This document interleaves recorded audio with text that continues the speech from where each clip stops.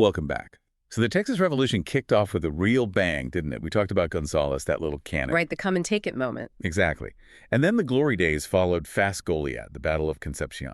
Oh. These quick, pretty decisive clashes where the Texian volunteers, really showed what they could do against trained Mexican soldiers. They did. But, well, every war, every campaign, it eventually runs into the hard, grinding reality of things. The initial excitement wears off. And that reality for the Texians in November 1835, it took the shape of the city walls of San Antonio de Béxar, heavily fortified. Uh-huh. The thrill of the charge, the quick win, that was gone. Suddenly it was replaced by something much less glamorous. The dull, cold, often miserable reality of a long military siege. We're shifting gears here, aren't we? From glory to, grit, endurance. And boredom, frankly. Dwindling supplies. And as we're really going to dig into today, some, let's call it comical miscommunication that, weirdly enough, ended up being pretty crucial. Okay, so set the scene for us. General Cos, the Mexican commander, he's inside San Antonio. He is. He's got maybe 450, 500 troops, something like that. Yeah. And they are dug in deep. San Antonio was defensible, stone buildings, and Cos had strengthened the fortifications. And outside, the Texians. Mostly volunteers. Mostly volunteers, yeah. Guys who probably signed up thinking it'd be a quick fight, maybe a bit of adventure. They definitely didn't sign up to sit in the freezing November mud staring at stone walls. That shift from quick battles to a long standoff, that was a huge psychological hit for them. So our deep dive today, it's zeroing in on one particularly strange event during this siege. That's right. A skirmish that was, kind of a low point in some ways, but also weirdly pivotal. It's known as the grass fight. The grass fight, okay. Sounds earthy. It is, and it's just the perfect example of what happens in a long siege. You get desperate needs meeting bad intelligence, boredom meeting opportunity, and sometimes you end up fighting a battle over, well, hey. Seriously. Seriously.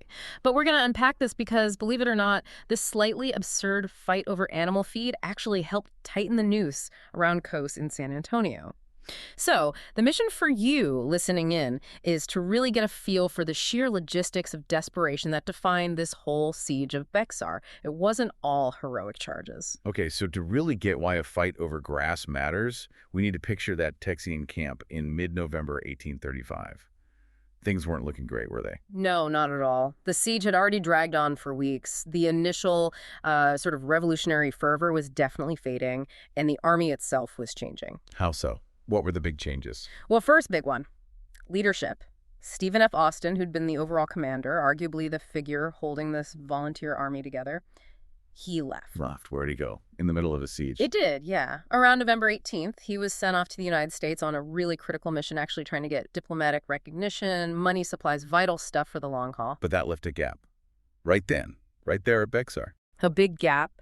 And command of this increasingly stressed, cold, and probably grumpy army fell to Colonel Edward Burleson. So Burleson steps in. What kind of situation does he inherit? Oh, it's a nightmare, honestly. He's got this army made up of volunteers, remember? These aren't professional soldiers used to discipline and long campaigns. They're independent-minded, they're politically aware, they signed up for a cause, sure, but maybe not for freezing outside a fortress with winter coming on strong. And inside the fortress, Quesas is sitting tight. Sitting very tight. Like we said, San Antonio was strong, stone construction. Cusson knew his stuff. He'd improved the defenses. For the Texians, farmers, frontiersmen mostly trying to storm those walls, it was almost unthinkable. Why unthinkable? Just charge. Well, the potential costs in lives would have been huge, astronomical, and frankly, their chances of actually succeeding were pretty low. They just didn't have the right tools for the job. Tools? You mean like weapons? Specifically, heavy artillery. Think about siege warfare back then. You needed big cannons. Serious guns designed to smash through stone walls, to breach the fortifications so your infantry could go in. And the Texians. They didn't have them. Simple as that. They had light field pieces. Remember that little 4-pounder cannon that started the whole thing at Gonzales? Yeah. Okay, well, a 4-pounder is fine for scaring off a small detachment or maybe making noise in a skirmish. But firing that thing at the thick stone walls of Béxar? It's like throwing pebbles. You might chip the plaster, but you're not breaking through. So no big guns means no way to force the issue quickly. Exactly. They were basically forced into a siege of attrition, trying to starve Cos out, cut off his supplies, wait for him to give up. Which sounds logical, but it creates a whole new set of problems for the besieging army. Because waiting is hard. Yeah. especially for volunteers. It's incredibly hard. The sources from the time call it a test of endurance, and frankly, the Texians weren't enduring it very well by mid-November. Morale was dropping. Plummeting. The inaction was killer. These guys wanted action, glory, maybe some plunder, and then go home, not sit in a muddy, freezing ditch. We read about disorganizing influences taking hold. Disorganizing influences. That sounds like a polite way of saying. Desertion. Yeah. Guys were just packing up and leaving, walking home. They figured the whole siege was pointless, a waste of time. They were cold, bored, and not getting paid. The money issue. That always bites, doesn't it? Even in a revolution. Especially in a revolution, armies run on money, or at least the promise of it, and the Texian army had neither. They were constantly scrambling for food, for gunpowder, for basic supplies, and definitely for pay. So how were they managing? Where was the funding coming from? It really wasn't. The financial situation was, well, catastrophic is probably the right word. They were running on fumes and IOUs. IOUs, you mean like written promises? Pretty much. They called them certificates, basically paper notes saying, the future government of Texas owes you X amount. But there was no real government treasury yet, no guarantee these things would ever be worth anything. So nobody trusted them? Not really. Why would you? So the troops were largely unpaid.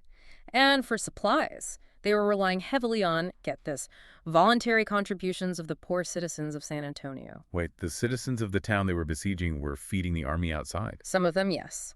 The Tejanos, the local Hispanic population, many were sympathetic to the Texian cause, or at least caught in the middle. But imagine that. Your army is being kept alive by charity handouts from the locals. That paints a grim picture. Absolute desperation for hard cash. Exactly. A deep, grinding need for actual silver, actual gold, not promises. And that kind of desperation, it makes you susceptible. It creates this psychological environment where any rumor, any hint of treasure becomes incredibly potent, instantly believable. So they're freezing, they're unpaid, guys are leaving. But there's another crucial supply need, right? It's not just about feeding the soldiers. Right. You've hit on a key point often overlooked.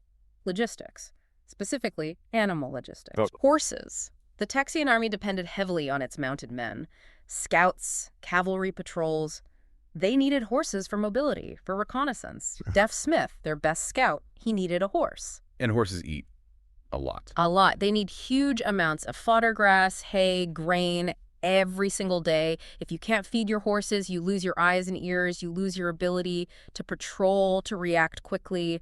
Your whole siege operation starts to fall apart. So the Texians needed fodder for their horses. Desperately. But here's the flip side. So did the Mexicans inside Béxar. General Cos had the same problem. Probably worse. Because while the Texians were miserable, they had been reasonably successful at cutting off Cos's regular supply lines coming into San Antonio. Cos knew his cavalry was vital for defense, for potential breakouts. He couldn't afford to let his animals starve. So inside the walls, they're getting low on supplies, including horse feed. Outside the walls, they're low on morale and cash, but also need horse feed. Precisely. You have this environment of mutual desperation focused on very basic needs. The Texians are desperate for money. Cos is desperate for fodder. It's the perfect setup for, well, for a misunderstanding. A potentially comical, potentially dangerous misunderstanding. Okay, so the stage is set. Misery, boredom, desperation on both sides. And then, into this dreary picture, rides a figure who often seems to pop up when things get interesting. Deaf Smith. Yeah. Erastus Deaf Smith. Yeah, he's one of those almost legendary figures of the Texas Revolution. An incredible scout. Maybe not literally deaf, but hard of hearing. And known for his skills in reconnaissance, his ability to just, appear with vital information. So he was the Texians' main source of intel, finding out what the Mexican forces were up to. One of the main ones, certainly one of the most trusted. In that kind of fluid, confusing situation, scouts like Smith were absolutely essential. Their reports were the lifeline for the Texian command. When Deaf Smith said something, people tended to listen. And on November 26, 1835, he comes riding back into the Texian camp with some news. Big news. News that must have instantly electrified the whole camp. Gone was the boredom, replaced by sudden, intense excitement. What did he report? He'd spotted a Mexican supply train, a pack train, likely mules, heading towards San Antonio from the west, from the interior.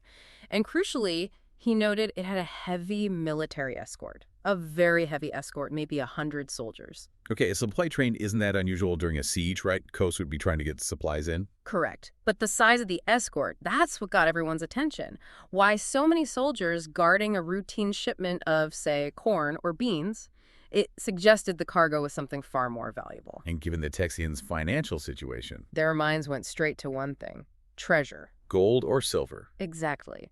The rumor spread like wildfire through the camp. This wasn't just supplies, this was the payroll. A huge shipment of silver coin, maybe gold, sent to pay Kos's soldiers, who probably hadn't been paid in a while either. And this wasn't totally outlandish. People actually transported money like that. Well, yes and no. It wasn't common to send massive payrolls overland unprotected, but people did travel with valuables. Sources mention travelers sometimes carrying silver bars or coins wrapped tightly in rawhide bundles for security. So the idea wasn't completely crazy, and that detail, the rawhide wrappers, might have even fueled the rumor. Someone saw bundles on the mules and jumped to conclusions. Or maybe wanted to believe it. Oh, absolutely. They desperately wanted to believe it. Think about what capturing that money would mean. It solves everything for the Texians. Right. Suddenly they can pay the troops by food, powder, blankets, maybe stop the desertions. Instantly, morale would skyrocket. But it's even bigger than that strategically. Think about the impact on Kos. If his troops find out their pay has been captured, Right. They're already stuck in a siege, probably low on food, definitely demoralized. If they know there's no chance of getting paid anytime soon, Kos might face a mutiny. He might be forced to surrender right then and there. so capturing this treasure wasn't just about getting rich. It was seen as a way to win the siege without a bloody fight. Exactly. A shortcut to victory. A way to bypass the whole miserable, uncertain process of starving them out or launching a costly assault. It felt like a golden opportunity, literally dropped right into their laps. You can just feel the excitement building in that cold, miserable camp. Oh, absolutely. Suddenly, it wasn't just about Texas independence, this abstract idea. It was about cold, hard cash. It was about survival. It was about maybe, just maybe, getting out of those trenches before Christmas. And it wasn't just the regular soldiers feeling this. The officers, too. You bet. Burleson, Bowie, the other leaders, they were likely just as broke and just as desperate for a breakthrough as the enlisted men. They had every reason to seize on the most optimistic interpretation of Deaf Smith's report. Maybe too much reason. So the standard military caution, like maybe double-check the intel before you commit troops, that kind of went out the window. It seems like it did. The potential reward was just too dazzling. Financial salvation and military victory rolled into one package, guarded by Mexican soldiers just down the road. It was irresistible. Okay, so the Texians are buzzing. They think a fortune is heading towards San Antonio. What happens next? Do they just go for it? They go for it immediately. There's no hesitation. Colonel Burleson, the commander, reacts instantly to Deaf Smith's report. He orders out a significant force to intercept this treasure train. Not just a small scouting party, then. Oh no, this was serious business. They send out about 100 mounted men, a strong detachment, and significantly, it wasn't just anybody leading them. Who was in charge? Well, Burleson himself went initially, and critically, so did Colonel Jim Bowie. Bowie, the knife fighter guy. He was there. The very same. Bowie was already a famous name, known for his fighting skills and his aggressive spirit. Having Bowie involved showed just how important they considered this mission. This wasn't a maybe. They were going to get that silver. So Bowie, Burleson, 100 eager Texians, they ride out to find this train. They located it fairly easily, maybe a mile or so outside of town, probably near the Alizan Creek crossing, one of the routes into Béxar. The Mexican train, mules laden with bundles, guarded by that heavy escort of dragoons and infantry. The moment of truth. What did the Texians do? They charged, full tilt. Driven by the vision of silver pesos, they went straight at the Mexican escort. They expected, I think, maybe a brief fight before the guards broke and ran, abandoning the treasure. But that's not what happened. Not exactly. The Mexican soldiers didn't just roll over. They stood their ground and defended that cargo fiercely. Remember, to them, this wasn't silver, but it was vital. It was the feed needed to keep their horses alive, to maintain their cavalry's effectiveness. They knew how crucial this shipment was. So it turned into a real fight. It did. A surprisingly sharp, chaotic skirmish. There was gunfire, confusion. The Texians were probably surprised by the stiff resistance over what they thought was just money. The Mexicans were fighting desperately to protect essential supplies. Both sides took casualties. It wasn't a walkover. But the Texians had the momentum. And maybe the sheer desperation. They did. Driven by that gold fever, they pressed the attack hard. Eventually, the Mexican escort was overwhelmed. Some were killed, some wounded. The rest were driven off, retreating back towards the safety of Béxar. The Texians had done it. They'd captured the train. Okay, so the fighting stops, the dust settles, the Texians control the wagons, or mules, I guess. What happens then? Well, you can just imagine the scene, can't you? The adrenaline is still pumping. They've won. They've risked their lives, shed blood, beaten back a determined enemy. Now for the payoff. They rush the mules, tear open the bundles. Exactly. All that waiting, all that freezing, all that desperation focused on this one moment. They start ripping into the packs, tearing away the coverings, maybe those rawhide wrappers someone thought they saw, expecting to see the gleam of silver coins, the dull yellow of gold dust. And the big reveal. And a thing. No silver, no gold, no payroll. So what was in the bundles? What had they fought and bled for? Grass. Just bundles and bundles of freshly cut grass, fodder, hay, whatever you want to call it, animal feed destined for the starving cavalry horses inside San Antonio de Béxar. Wow, so they fought a pitched battle for hay. They literally fought the grass fight. That's how it got its name. You have to picture the scene, the elation of victory instantly deflating, the sudden, stunning realization, followed almost immediately by, well, probably a lot of sheepish grins and maybe some dark humor. I can imagine. From thinking you've captured a king's ransom to realizing you've just secured lunch for your horse. It must have been quite a moment. The sources mention the immediate amusement it caused among the Texians, a sort of shared, slightly embarrassed recognition of the absurdity of it all. Fighting a battle for hay. It really highlights the strange mix of desperation, rumor, and sheer chance that characterize this whole period. It's almost like a practical joke played by the realities of war. They were so focused on the dream of gold, they completely missed the mundane, vital logistical need that was actually driving the enemy. Precisely. It's a perfect, if slightly painful, lesson in military reality versus wishful thinking. Okay, so the grass fight ends, not with a bang, but with, well, a bale of hay.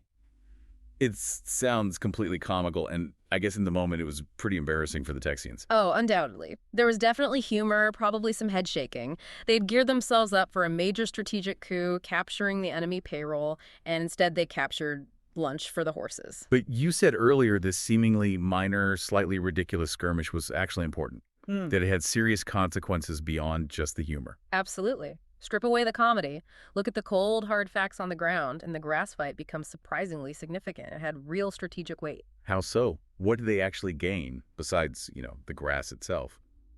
Which I suppose was useful for their own horses. That's the first point, actually. Don't underestimate the value of that captured fodder. The Texian horses needed feeding, too. So purely on a practical level, they denied the enemy vital supplies and acquired some for themselves. That's a small win, but a win nonetheless. Okay, fair enough. What else? Second, it sent a clear message to General Kos. It showed him that the Texians, despite the cold, despite the boredom, despite the desertions we talked about, were still aggressive. They were still willing to come out, meet his forces in the open, and fight. So Kos couldn't just sit back and assume the siege was fizzling out on its own. Exactly. He knew they were still dangerous, still actively trying to cut him off. It kept the pressure on. That psychological element, showing continued willingness to fight, was important for maintaining the siege's effectiveness. And the biggest impact. You mentioned tightening the noose earlier. That's the crucial takeaway. This incident proved, beyond any doubt, that Kos's supply situation was desperate and his lines were effectively cut. If he couldn't even get a shipment of basic fodder through without it being intercepted, what chance did he have of getting ammunition, food for his men, reinforcements? So the fact that they fought so hard for grass and that the Texians managed to stop even that showed just how bad things were inside Béxar. Precisely. It confirmed that the Texian strategy of strangulation, of attrition, was working. Denying him that fodder was a serious blow to his cavalry, a key part of his defense. It made his position much, much weaker. The grass fight demonstrated graphically that the siege was succeeding in starving him out. Logistically, the net was closing. So, ironically, a fight for grass had a bigger impact on starving out Kos than finding gold might have. You could argue that, yeah. Gold might have caused other problems, as we'll touch on, but denying the fodder directly impacted Kos's ability to sustain his defense. It was a logistical victory disguised as a treasure hunt. It really hammers home that old saying, doesn't it? Amateurs talk tactics, professionals talk logistics. Okay, so the grass fight tightens the screws on Kos. Yeah. He's in real trouble logistically. But what about the Texians? Did this weird victory boost their morale? Maybe briefly. But here's the deep irony, the tension that sets up the next really dramatic part of the story. Right. While the siege was working, while Kos was getting weaker, the Texian army itself was dangerously close to falling apart anyway. Still, even after this. Yes. Late November, early December 1835. Morale hit rock bottom. The grass fight might have been a momentary distraction, but the cold, the lack of pay, the feeling of stalemate, it was all still there. Desertions continued, maybe even increased. There was a strong push among many of the volunteers to just abandon the siege altogether and go home for the winter. So Burleson is in command. The siege is technically working, but he's losing his army day by day. He was really struggling, trying to hold together this fractious group of volunteers who felt they'd done their bit and wanted out. They'd proven they could win a skirmish over Hay, sure, but the will to see the whole grim business through was fading fast. They were at a point of crisis then. Coe's weakening, but the Texians potentially collapsing first. Exactly. A real point of fragility. It seemed like the whole campaign might just fizzle out in mutual exhaustion. And it was going to take something extraordinary, something desperate, maybe even reckless to break that deadlock. A final gamble. A final gamble. It needed someone to step up, reject the idea of just sitting there or going home, and reignite the fighting spirit. It needed a figure like Colonel Ben Melham to make his famous, passionate plea. Who will go with old Ben Melham into San Antonio? That's the one. A call to drop the siege mentality and take the fight directly into the city, street by street, house by house, a truly desperate measure. Which raises a fascinating final thought for you, our listener. We've talked about the grass fight. But what if? What if Deaf Smith's report had been right? What if they had found that treasure train full of silver? That's a great what if.